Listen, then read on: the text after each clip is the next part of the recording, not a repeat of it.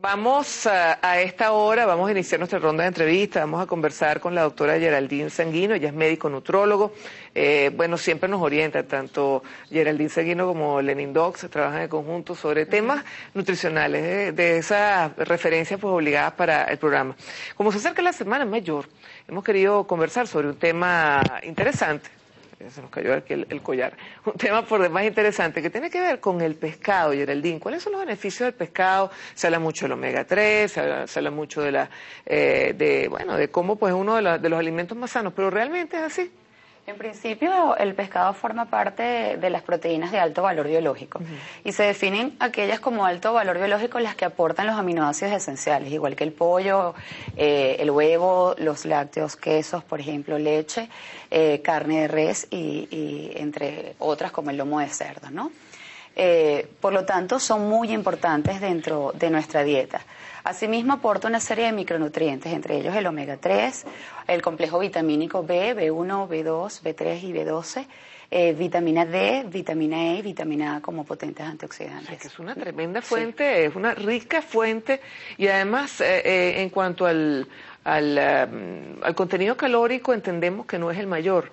Sí, de hecho, por cada 100 gramos aporta, dependiendo del tipo de pescado, puede variar entre 70, 80 calorías hasta 200 kilocalorías en comparación con otras proteínas de alto valor biológico, porque su contenido graso, desde el punto de vista de grasas saturadas, es bastante bajo.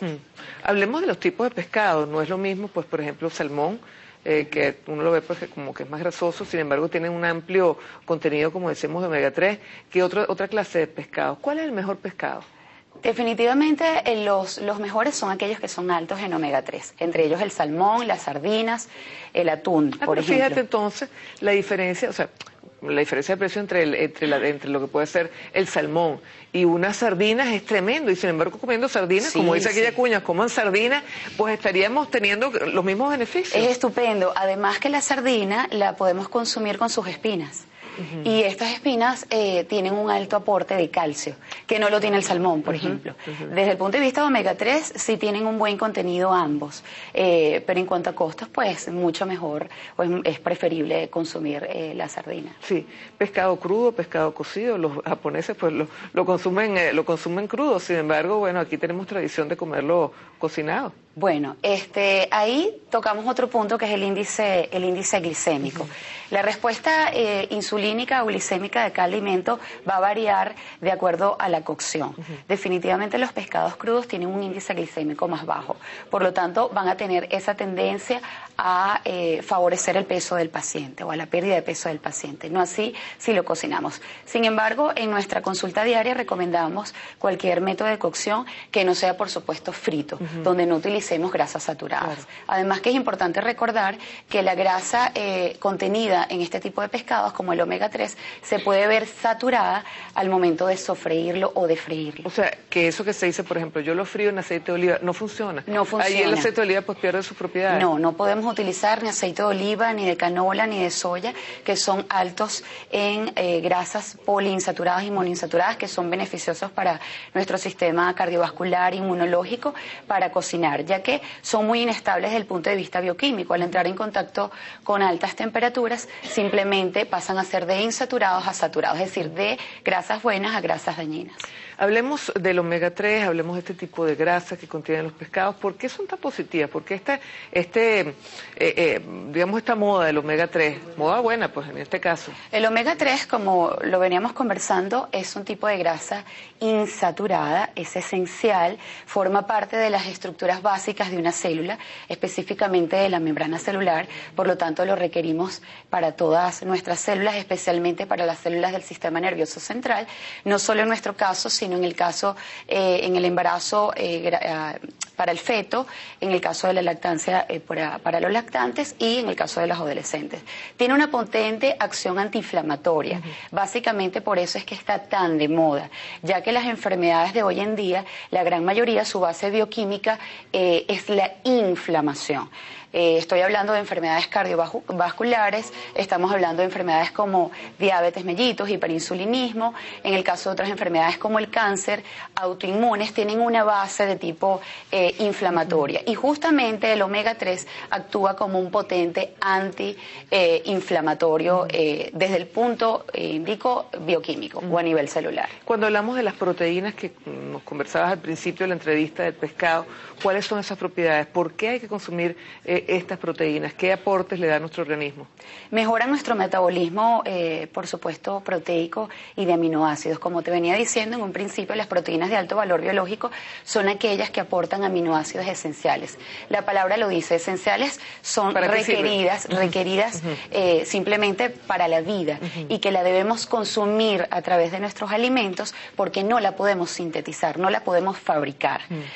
Son necesarias para todos nuestros procesos enzimáticos y para nuestra vida, simplemente. ¿Es mejor el pescado que la carne roja? ¿Es mejor el pescado, por ejemplo, que el cerdo? Depende. Fíjate, en cuanto a aporte de micronutrientes, realmente cuando hablamos de proteínas de alto valor biológico, la única que aporta omega 3 es el pescado. No así el lomo de cerdo, la carne de res, huevo, leche, el pollo tampoco. Etcétera. El pollo tampoco. Desde el punto de vista de algunos otros micronutrientes, como las vitaminas que te comenté, en especial calcio, fósforo, vitamina D, se encuentran en el pescado, no así en las otras carnes. Desde el punto de vista de aminoácidos esenciales las podemos encontrar en todas las anteriores. Desde el punto de vista calórico, el pescado, por supuesto, tiene un aporte calórico mucho menor en comparación con las otras, por su contenido en cuanto a grasa saturada, ¿no?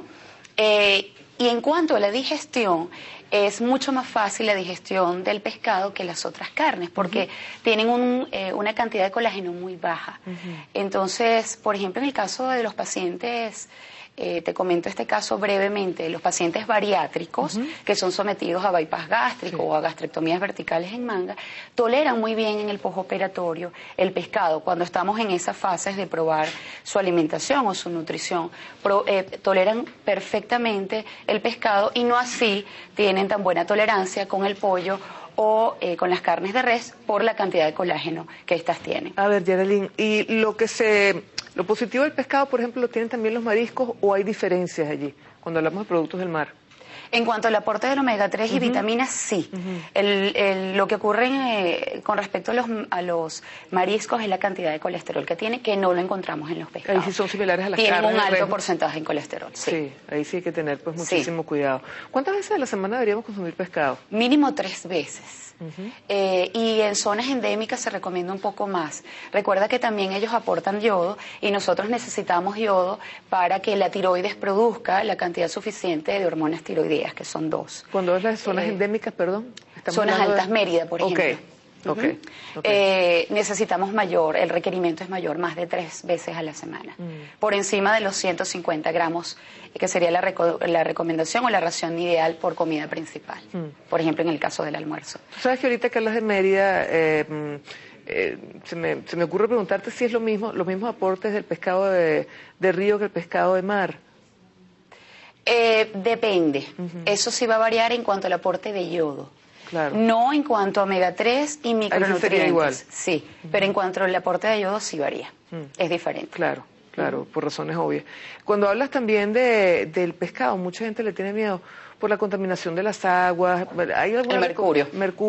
¿Hay alguna recomendación, no sé, para determinar? Bueno, generalmente por eso es que algunos ginecobstetras limitan un poco el consumo del pescado en el transcurso del embarazo, y eso hay que tratarlo con mano izquierda y con mano derecha, porque ya te hablé de los beneficios que tiene y que son importantísimos en el desarrollo del sistema nervioso central del bebé o del feto.